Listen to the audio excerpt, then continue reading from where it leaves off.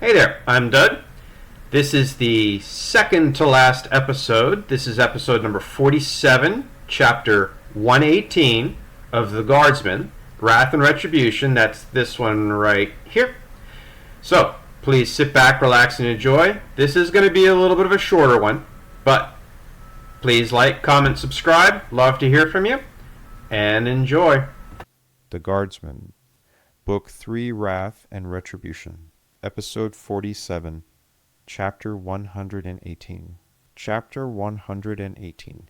Jonas knelt behind the overturned hutch that he and his team sergeant were using as combination cover and blockade across the room's entrance. Their squad leader lay sprawled grotesquely with 3 bullet holes punching his face flat and squishy with blood and gore from a burst during the enemy's forced entry. His ears rang with renewed vigor from the breaching charge that was used on the balcony's locked and blocked French doors, shattering the bed they had overturned, but had saved them the brunt of the blast. All he could hear was the harsh ring of the blast in his ears as he ripped burst after burst harmlessly into the chests of the assaulting armored infantry. He didn't even realize how glad he was that the other guys didn't have or were not using grenades and explosives to dig them out. They either didn't have them as a garrison unit on protection detail, or they didn't want to injure their CEO. Either way, he was too busy to think about it. His team sergeant with his blood-splattered face and shredded left arm pulled the pin on another grenade and flipped it underhand across the room, as he shouted a long and defiant 2-word expletive that Jonas could not hear through the racket and ringing. His team sergeant snatched the remote detonator from the floor and with his good arm slammed the trigger 3 times into the upturned underside rail of the toppled dresser, detonating the explosives they had planted in the hall above the heads of the blocking force in the stairs. At the same time as he felt and saw the grenade wump in the room, Jonas felt the much larger but further wham of the shrapnel-packed explosive detonating and ripping into the unarmored blocking force. 2 armored bodies toppled and spun overhead through the shredded bedroom. They were still squirming and kicking as they were tossed by the grenade's concussion under their feet. His team sergeant slammed his hand down onto his left shoulder before stepping behind Jonas as he ripped his next burst into the advancing armored infantryman already in the room. He could not knock down either with his tiny silenced and chemical-propelled bullets. They didn't even scuff the thin parts of the trooper's chest-plate frontal armor. The suit was designed so the wearer could advance while attacking with withering handheld weapon fire, so from the front, all the plates overlapped and protected weak spots. All they did was jostle the armored League soldier's aim so he could not get a good shot as the rounds slapped into his chest, arms, weapon, and head. Jonas counted to 10 as he'd been taught and started to displace towards the opening at his right rear. He felt his bolt slap locking to the rear and not riding forward with the next round. His finger automatically released the magazine, letting its empty weight fall careless of its fate as he pulled his next to the last magazine, locked it in place, and slapped the bolt release to continue firing. The armored trooper kept hammering back at him with his larger but slower firing assault Gauss. Jonas' foot slapped something yielding. It should not have been the captured CEO and his wife. They'd been dragged out into the fireplace passage only the minute before the breaching charge blew a cold, wet, windy, rainy hole into the room. He looked down at his team sergeant sprawled on his back with his weapon one-handed in his good arm and his shredded left weakly cupping the 3 new holes from the armored trooper's assault Gauss in his lower guts as he fired, shouting at the armored troop. Jonas pulled the last of his dead corporal's grenades from his depleted ammo pouches, glad he had restocked from their fallen squad leader and corporal. Had they not restocked from their dead and wounded, they would have been out of ammunition long before. Instead, as his team sergeant hammered with the last of his magazine, Jonas pulled the pin and felt the grenade kick as the spoon flew free of the grenade's fuse. He counted to 2 as the armored trooper looked at him through his darkened, ghostly visor that revealed nothing. The 2 soldiers both knew they were staring into each other's eyes. The armored League troop shifted his weapon's aim in Jonas's direction.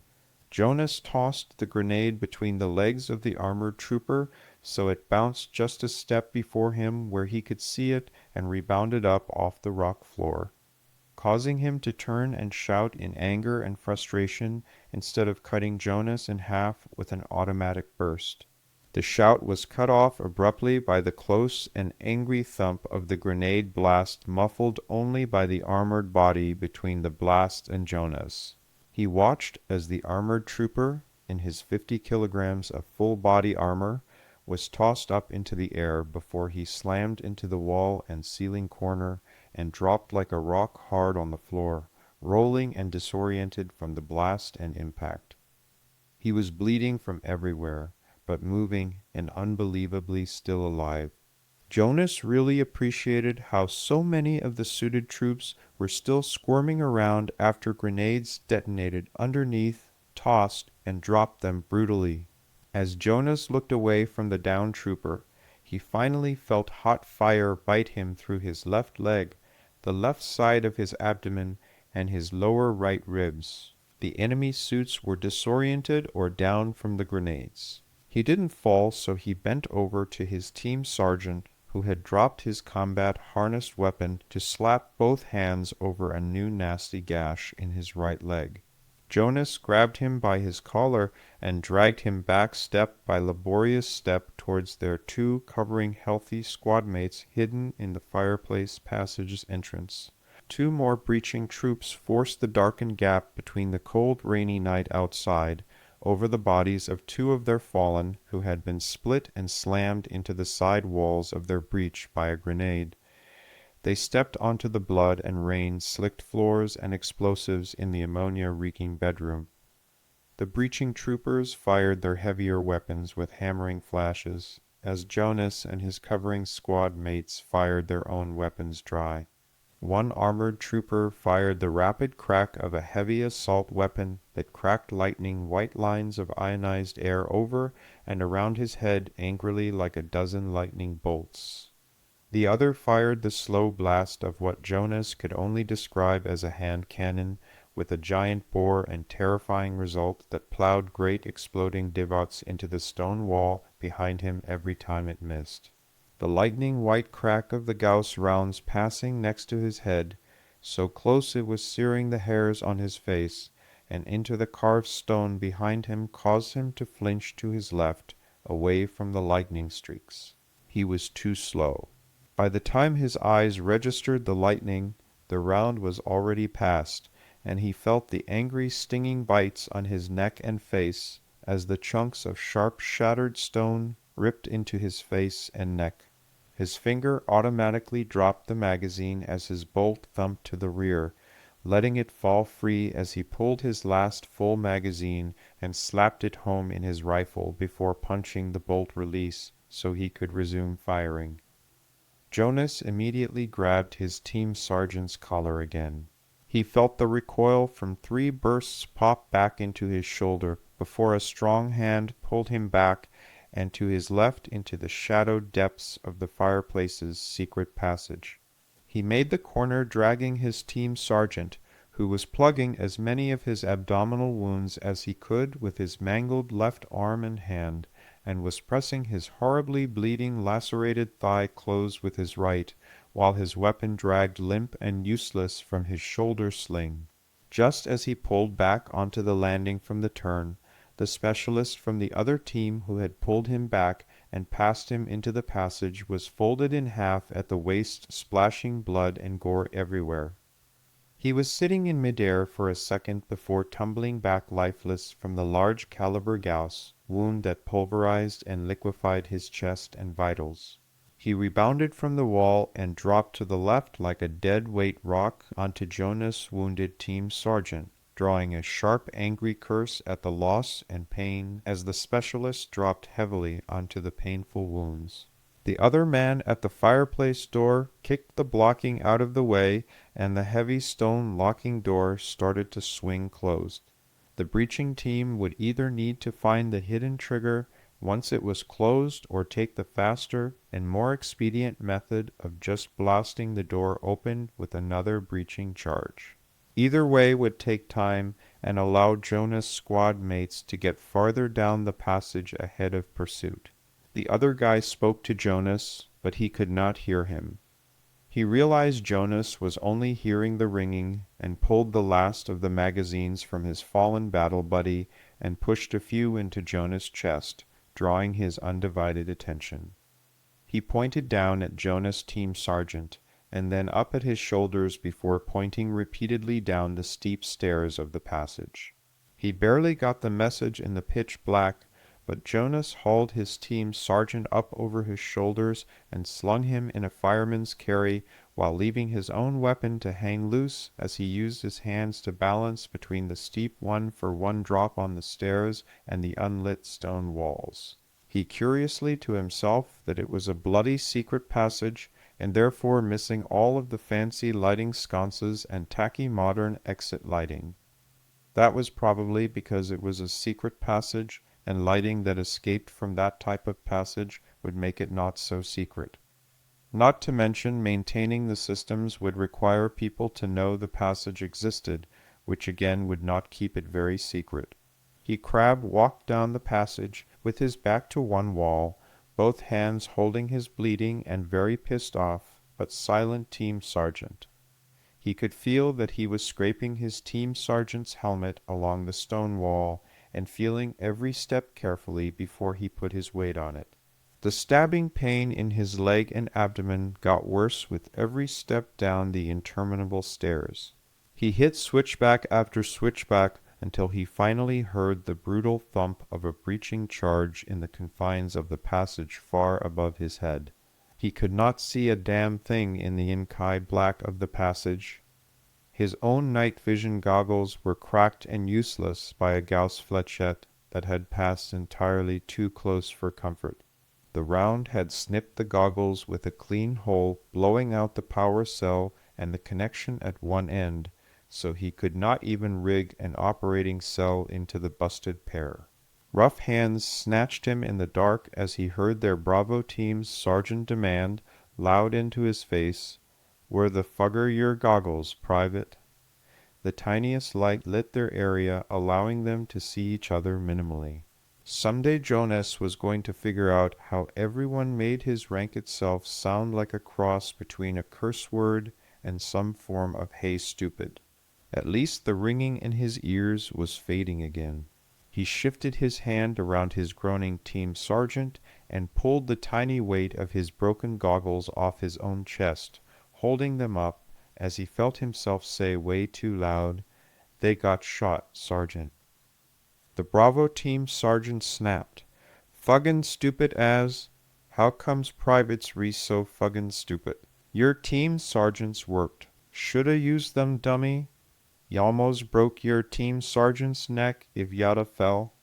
Jonas hesitated for a moment, feeling pretty dumb, before he spoke quietly, "I'm sorry, Sergeant. I didn't think of that." The sergeant groused, "Effin' a right ye didn't think o' that."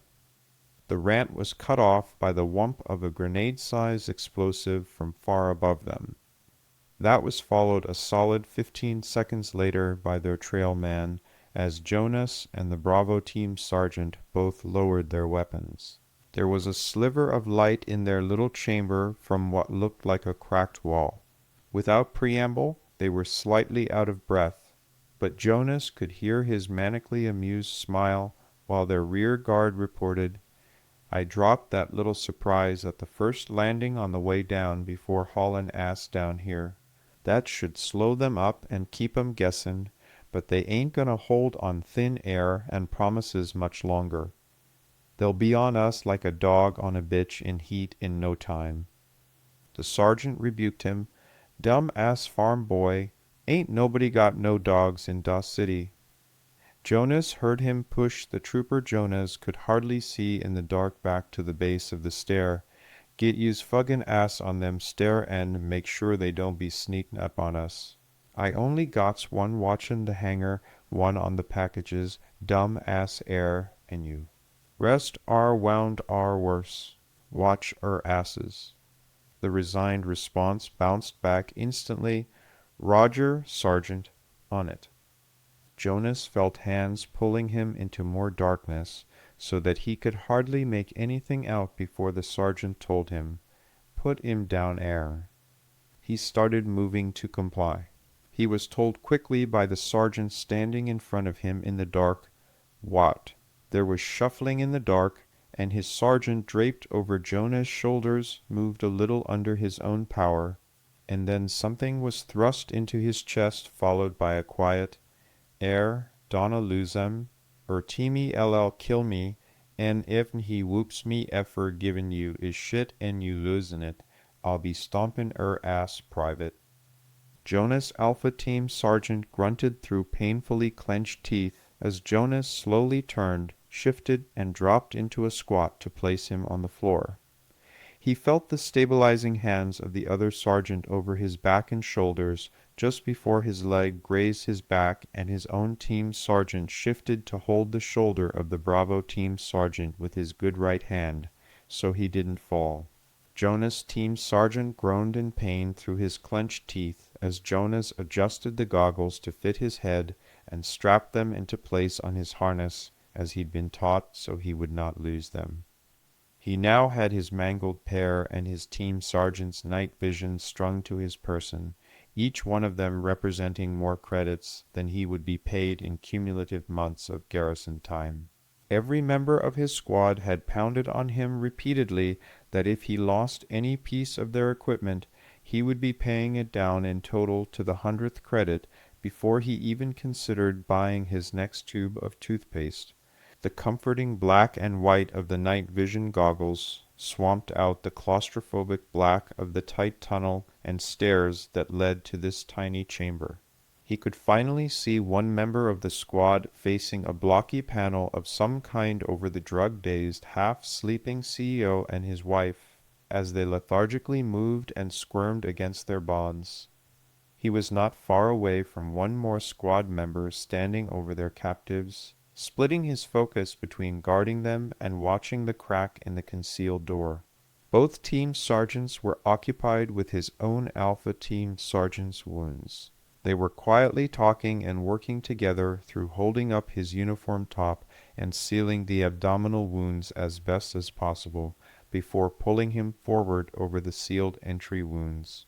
Jonas watched as the frustrated Bravo Team sergeant finally just stepped over his Alpha Team sergeant's shoulders, pinning him harshly forward with his butt on the back of Jonas' sergeant's helmet to reach the exit wounds on his back. Alpha groaned painfully through clenched teeth and ripped a steady stream of softly grumbled, highly profane curses.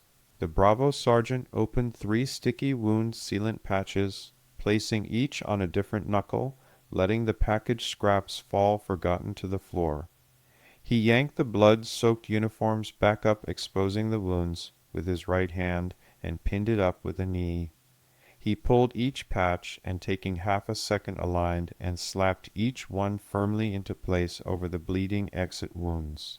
This caused his patient to kick and curse him for being a ham-fisted jerk-off. The reply was a simple, "Shut da hell up. You's a live dumbass. Let's look at dat leg." He just stood and lifted his leg from over Jonah's Alpha Team sergeant's shoulder. In the time that he snapped back, whacking his helmeted head and wounds on the wall and cursing him for an idiot, the other team sergeant used the distraction to slip his hands in the shredded pant leg and yanked it open and apart. The ripping sound was followed immediately by his patient cursing him again. "Fuggin' dick, what'd ya do that for?" The response was immediate and caustic. "Friggin' retard, 'cause your leg's busted up, stupid." The retort was instant. "Ya didn't have to rip my pants, ass." Ignoring the fussing and bleeding patient, the Bravo sergeant held his right hand back to Jonas, his left pinning the mangled thigh still just above the knee. Skim your water, private. Jonas snapped out of his inaction and pulled his full canteen. He twisted the top, mumbled, "It's open, Sergeant," and firmly pressed it into the treating sergeant's waiting hand.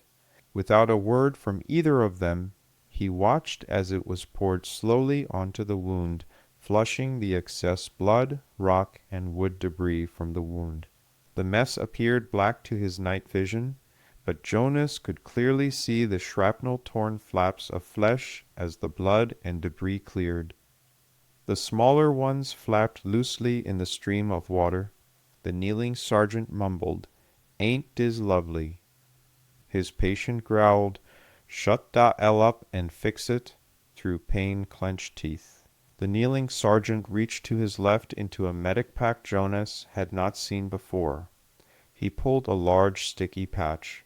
He sized it over the larger wound, diagonaled it to encompass more of the wound, knotted, ripped it open, and with fingers on opposite sticky corners lowered it from the upper portion of the thigh down towards the knee. He was careful, making sure all the lacerated shrapnel wounds were lying flat before he pressed it closed. The night visionless patient sergeant started to say something while his caregiver reached quickly into the pack and pulled back. "Listen shit for brains, don't be stickin' me why." He was too late, as the syringe of antibiotic and a fast-acting sedative was injected by the Bravo team sergeant and knocked Jonas' team sergeant out cold. The Bravo team sergeant, done with his care, carefully capped the needle and secured it so no one would be stuck by it in the dark.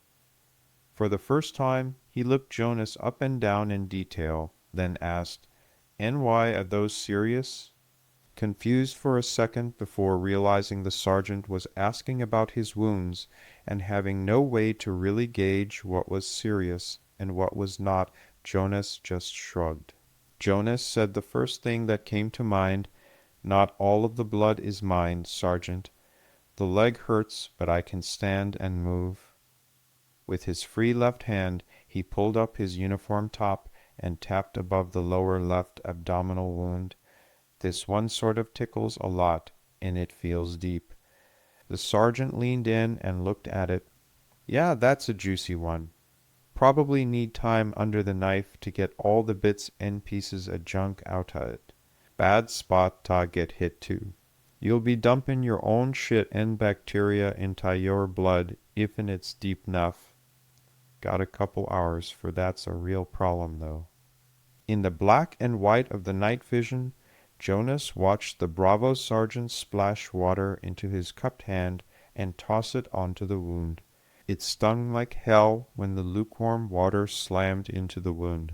Jonas winced under the sudden stinging pain. The sergeant without warning slapped a sticky patch over the wound that Jonas had not seen him open during his wince from the water. The damn patch felt like a white-hot knife was punched through his guts and twisted. He felt himself go cross-eyed and piss his pants a little. He heard a groaning yum in his own throat. The sergeant ordered, "There, good as new, now get ass back there and watch R6. I's called fur mission complete and exfil. Even ya ear me yell dogs out both yas haul ass back here, K." Jonas nodded, "Roger, Sergeant." He hardly made it up the stairs to the first landing where their rear guard was kneeling, waiting in ambush, when he watched him rip a burst up the stairs to the next higher landing. The rounds cracked and snapped off the rocks of the upper stairs instantly as he realized that his hearing was not ringing as badly as it had been earlier. He switched hands on his rifle and shouldered it uncomfortably on his left. His right firmly tapped his new battle buddy on his right shoulder, letting him know that he was there. The hand signal was to make up for the obstructed peripheral vision closed in by their night vision goggles, and because speaking would give away their position. Jonas stood over his shoulder and back from the wall, so they could both move back into cover independently and not bump each other like he had been taught in infantry school. The difference this time was he had bloody leaking holes in him from live rounds and explosives. This was not practice and playtime anymore. Instead of the painful rubber pellets their air rifles fired, this time they were using real bullets and explosives. It all felt so surreal, like he was watching his own life as a vid recording. He felt like he was watching someone else staring down the sights of his silenced chemical-fired assault rifle. The damn rifle that had saved his life so many times today used technology so old that it predated even space flight, faster than light jumps or let alone colonization. It boggled his mind that he was holding a piece of tech that was literally thousands of years old, and yet his squad were actually using them to effectively fight. Before he could let his nervous mind wander down the ugly line of thought about his dead and maimed squad mates, he saw movement and pulled the trigger. He saw something flash white up the stairs at the next landing while he was already pulling the trigger again, sending the next burst after the first. An armored torso jerked forward from the corner. Its breastplate flashed white as Jonas' battle buddy pounded his own, burst up the stairs into the chest, sparking white in their night vision. There were already thick liquid lines of black staining and running down the clean armor in their black and white night vision. The League armored trooper dropped his Gauss rifle with a clatter, and his head on limp neck wobbled before he toppled fully forward into view. He slammed faceplate face first into the wall opposite the stairs climbing up from the landing. He spent a little time in the silence between the two forces sliding down boneless and pouring black-colored blood from his gaping neck wound. They heard a loud curse exclaiming, "Motherfuggers!"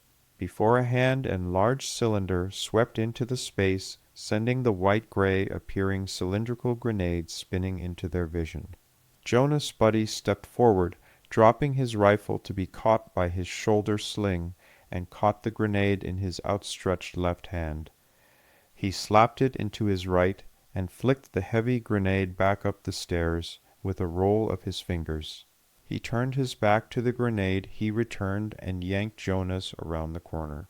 Both their backs slammed into the wall as they were pounded by the thunderous whump of the heavy grenade exploding up the stairs. Laughing insanely, they both stepped back into their firing positions. The whole world seemed to jump in a series of enormous explosions far above their heads. They rocked them on their feet and sent dust, dirt, and an avalanche of small rocks down on their heads. No sooner had they both resettled their sights when what sounded like 4 rapid thunderclaps slapped into the air from below them. That was followed by 3 more bursts of 4 in rapid succession, spaced only a second apart. Jonas heard the evacuation order shouted from below, "Dogs out." Jonas realized with a shot of anxiety he forgot to tell his new battle buddy that code word to leave. He grabbed his battle buddy and yanked him back from their position. Getting the message, he nodded but stopped and yanked against Jonas' gripping hand on the back of his uniform top. He pulled one last grenade from his empty ammunition pouches and smiled. Jonas got the joke, smiled back, and nodded before holding up 2 fingers. The reminder to cook down the grenade before throwing it was greeted with another smile. They didn't want it returned to them like they'd done with the last grenade.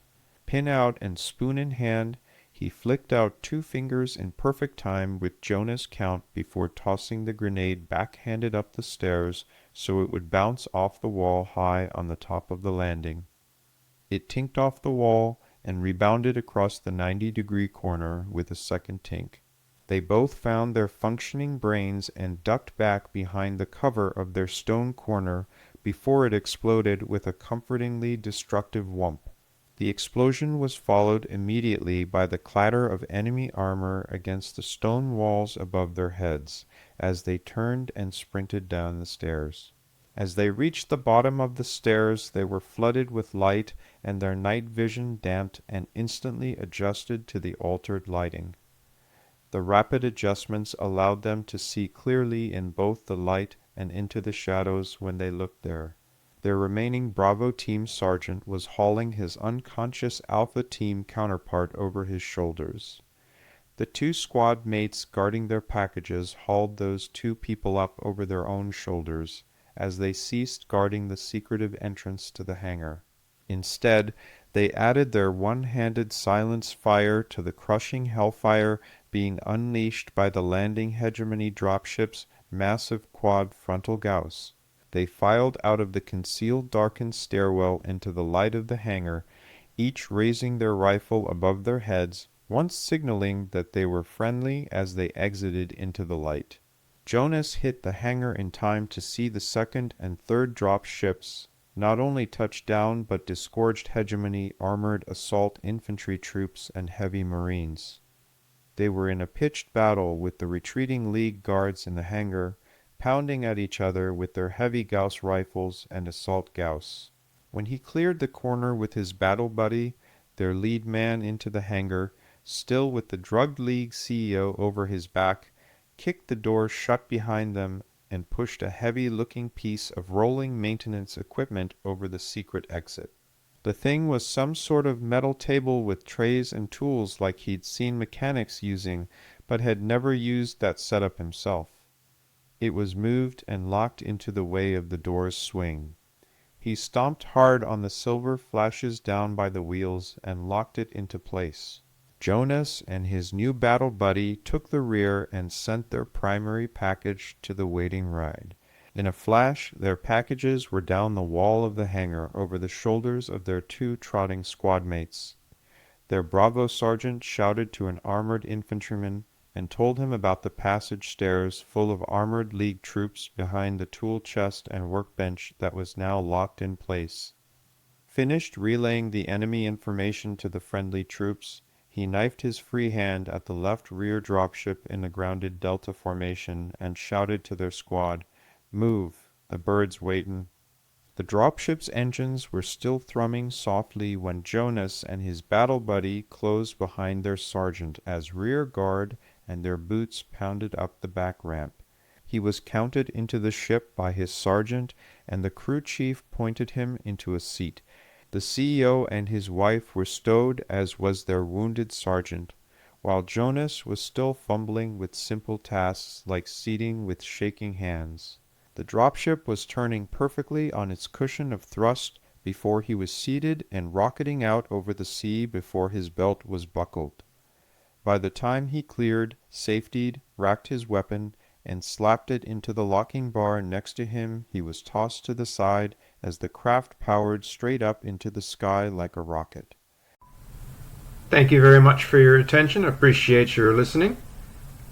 When you get a chance, please come and hit the like, subscribe, leave a comment, and check out the book for real down in the description.